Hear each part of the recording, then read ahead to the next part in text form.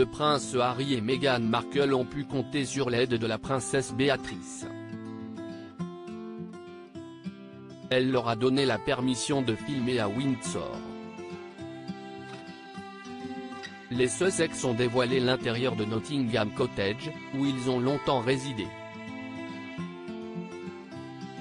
En janvier 2020, Meghan Markle et le prince Harry ont annoncé leur intention de quitter la famille royale. Une nouvelle qui a fait l'effet d'une bombe auprès des Windsor et des Britanniques. Celle-ci n'a d'ailleurs toujours pas été digérée, notamment puisque les Sussex ont enchaîné les révélations par la suite. Celui-ci a été diffusé en 2 parties et il est intitulé Harry et Meghan.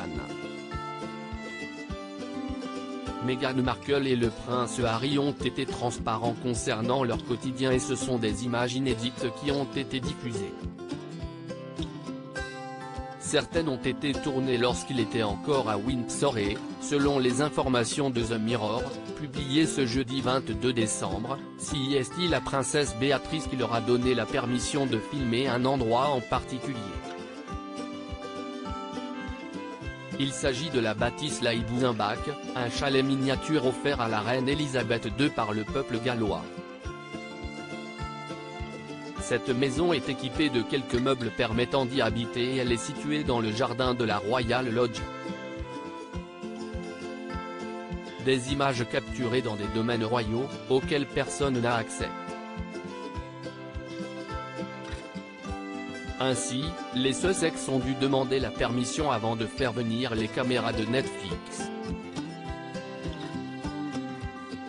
Ce sont des endroits encore inconnus que les téléspectateurs ont pu découvrir dans la première partie du documentaire.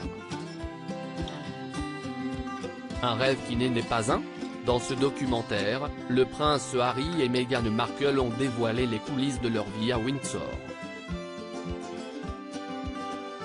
Le Nottingham Cottage, dans le parc du palais de Kensington, était la première maison du couple et ce sont des images très inattendues qui ont été montrées.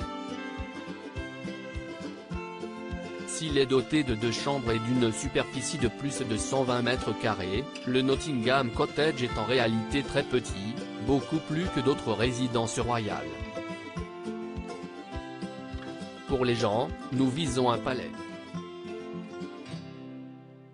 En réalité, nous vivions dans un cottage. Sur le terrain du palais, a expliqué le prince Harry. Le palais de Kensington a l'air très royal, bien sûr, le mot palais est dans son nom mais Nottingham Cottage est en réalité très petit, a poursuivi l'époux de Meghan Markle avant de préciser, le tout était vraiment petit sur une légère pente avec des plafonds bas.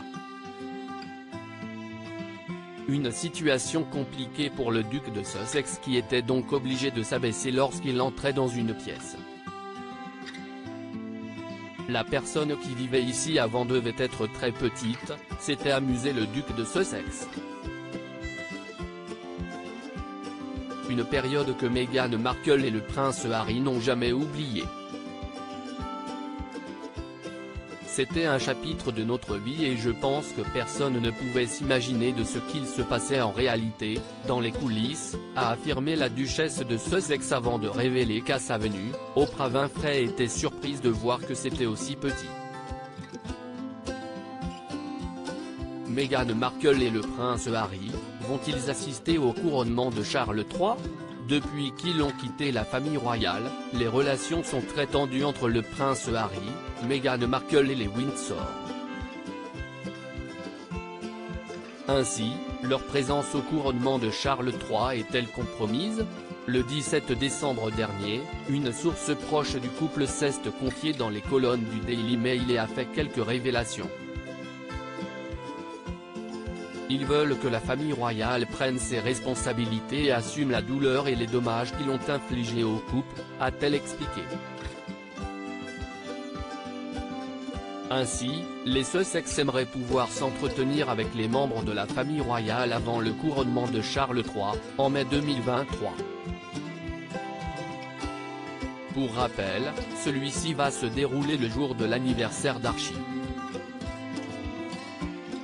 Leur demande va-t-elle être acceptée? Des excuses vont-elles être présentées?